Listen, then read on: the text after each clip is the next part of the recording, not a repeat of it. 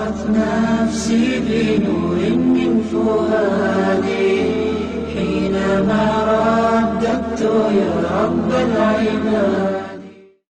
Barang siapa yang taat kepadaku berarti ia taat kepada Allah. Dan barang siapa yang durhaka kepadaku maka dia telah durhaka kepada Allah. Artinya semuanya harus diikuti karena ini perintah sang pencipta Allah. Dan barang siapa yang taat kepada pemimpin pilihanku, misal Nabi SAW lagi safar keluar kota, kemudian beliau menitipkan Madinah kepada salah seorang sahabatnya, atau beliau mengirim pasukan, ditunjuk salah satu jadi pemimpin perang, maka harus dipatuhi. Siapa yang patuh pada pemimpin yang aku tunjuk, dia telah patuh kepadaku. Siapa yang maksiat, durhaka pada pemimpin yang aku tunjuk, maka dia telah maksiat kepadaku. Saya kasih contoh. Seorang sahabat Nabi bernama Amr bin As radhiyallahu anhu. Tahu ya?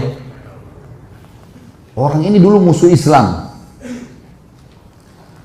Setelah dia masuk Islam 3 bulan, Nabi SAW membentuk pasukan untuk menyerang salah satu suku Arab yang memang dasarnya mau menyerang Madinah. Suku ini suku besar.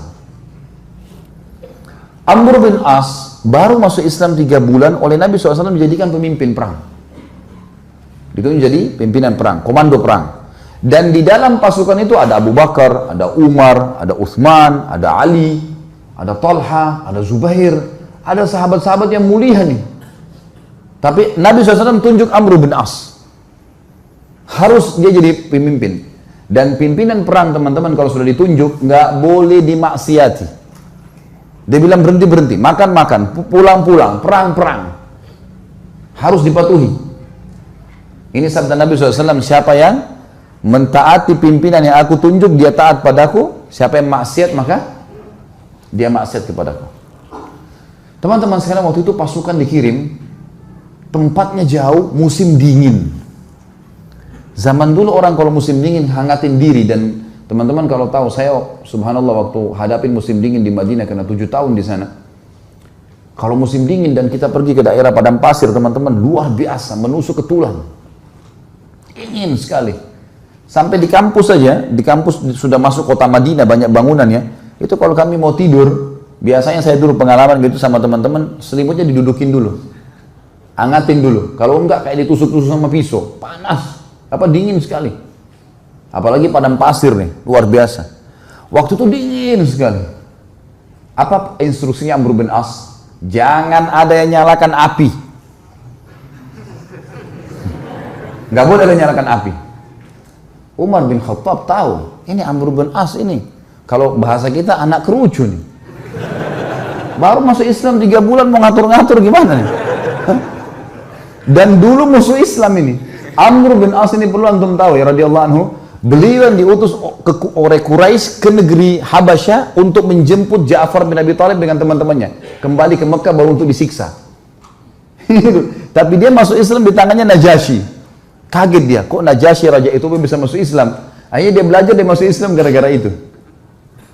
Kata Umar, hai Amr, dingin. Kau larang bakar api, gimana ceritanya nih? Kata dia, instruksi kok nggak boleh bakar api. Coba bayangin, Umar bin Khattab ini 1 kali di box Amr ini bisa mati. Orangnya tinggi besar. Emosi Umar, tapi ditinggal. Ke Abu Bakar, ya Abu Bakar, Amr ini nggak, apa ini anak baru kemarin masuk Islam, sudah gini instruksinya gitu. Abu Bakar bijak. Hai Umar, Rasulullah SAW tidak menunjuk dia, sementara ada kau dan ada yang lain-lain kecuali memang dia yang paling pantas. Ikuti dia, berarti mengikuti Rasulullah SAW. Diam, sabar. Umar sabar. Besok pagi, menjelang subuh, pimpinan perang teman-teman, itu dia yang harus jadi imam.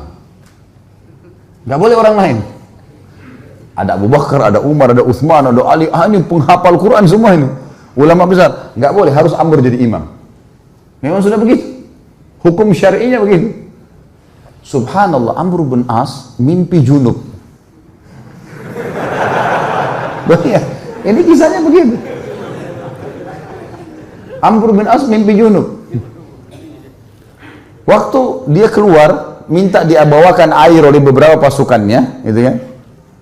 Umar tanya, kenapa Amr? Dia bilang, saya junub. Gitu kan. Kemudian waktu dia pegang air, dingin. Kata Amr, saya mau tayammum. Saya mau tayammum. Kata Umar, ada air, nggak bisa tayammum. Kata dia, saya mau tayammum. Ini masalah lain lagi. Tadi malam sudah buat orang kedinginan, sekarang ada air, mau tayammum. Ini orang baru masuk Islam, mu'allaf ini. Umar sudah jengkel nih. Abu Bakar lagi. Gimana nih Abu Bakar? Ingat. Ini utusan Rasulullah SAW. Jangan kau bantah. Baiklah. Jadi Amr bin As jadi imam mandi tayammum. Padahal ada air. Ini luar biasa. Ya. Sudah selesai sholat, kata Amr, saya takbir, serang. Takbir, serang. Memang ternyata pasukan ini, kelompok ini, ya, suku ini jumlahnya kalau mereka nyerang Madinah bisa mengalahin Madinah semuanya. Nanti kan kita tahu alasan-alasan Amr bin As dan bagaimana Nabi SAW membenarkan dia. Diseranglah, ternyata hanya dengan kalau tidak salah 300 orang pasukan berhasil mengalahkan suku itu. Dan Amr bin As mengatakan, ingat, setiap orang kalian harus berjalan sama temannya. Nggak boleh pisah. Bersebelahan terus, dia harus dampingi. Sekarang pilih teman masing-masing. Jadi dia 300 orang tuh pilih teman. Selalu berdekatan, serang musuh berdua, nggak boleh pisahin. Jangan tinggalkan temannya kalau dia masih belum selesai duel atau berperang. Itu instruksinya, karena ini malam, gelap. Baik, pergilah ke sana, perang, dan berhasil menang. Kocar kacir nih suku nih. Kocar kacir sukunya, lari semuanya. Para sahabat mengetahui mereka kocar kacir, dengan semangat serang, takbir, kejar. Kata Amr, tunggu. Jangan ada yang nyerang, San. Tunggu di sini. Umar balik lagi. Hai Amr, musuh udah kalah. Tinggal kita kejar, tebas nih. Nggak bisa, instruksi tunggu sini. Tidak boleh kejar musuh. Kumpulin ghanimah yang ada sekarang, pulang Madinah. Tentu sahabat-sahabat yang lain, yang didukung siapa kira-kira? Amr atau Umar? Umar. Karena mereka tahu siapa Umar gitu kan. Mereka juga tahu siapa Amr. Pikiran mereka ini Amr ini 3 bulan yang lalu perangin Islam. Ini musuh besarnya Islam ini dulu. Baiklah, pulang pasukan ke Madinah. Baru turun dari kuda, Umar langsung, ya Rasulullah, ini Amr buat begini. Tidak boleh nyalain api, kita lagi kedinginan. Malam-malam dia mandi junub, tidak pakai air, tayammum. Kemudian musuh kalah, kita dilarang pergi tangkap musuh. Padahal itu kan ghanimah. Musuh yang lari itu kalau ditangkap kan jadi hamba sahaya. Bisa diperjualbelikan. Lalu Nabi SAW tanya di depan mereka semua, hai Amr, keluhan sudah sampai kepadaku. Apa jawabanmu? Ya Rasulullah, pasukan suku yang kita serang ini adalah suku yang jumlahnya, kalau semua berhasil menyerang Madinah keesokan harinya, habis kita nih. Pasukan perang jumlahnya banyak. Kalau kita nyalain api, mereka tahu kita ada, habis 300 orang lawan sekian ribu, gimana caranya? Kata Nabi SAW, benar. Lihat, Nabi SAW tidak salah memilih pemimpin nih. Nabi bukan orang bodoh. Wahyu dari langit nih. Yang kedua, kenapa kau mandi junub dengan tayammum? Ya Rasulullah, airnya seperti es. Kalau saya mandi, saya bisa sakit, mati. Saya pemimpin. Kalau saya sakit, saya pimpin perang. Instruksi Anda, saya pemimpin. Nggak bisa, udara dingin di padang pasir. Maka saya tayammum. Kata Nabi SAW, kau benar. Umar yang tadinya marah, redam. Yang ketiga, kenapa kau biarin orang pergi, nggak ditangkapin? Ya Rasulullah, 300 orang. Lawan sekian ribu orang pasukan ini.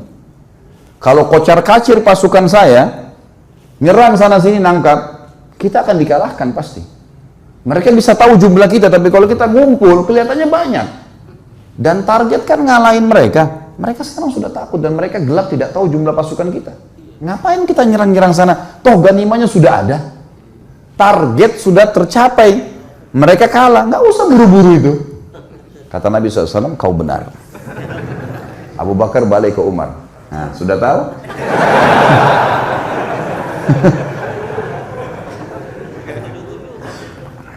Jadi teman-teman sekalian, jangan sampai terlintas di benak antum kalau Nabi SAW ada yang beliau tidak tahu.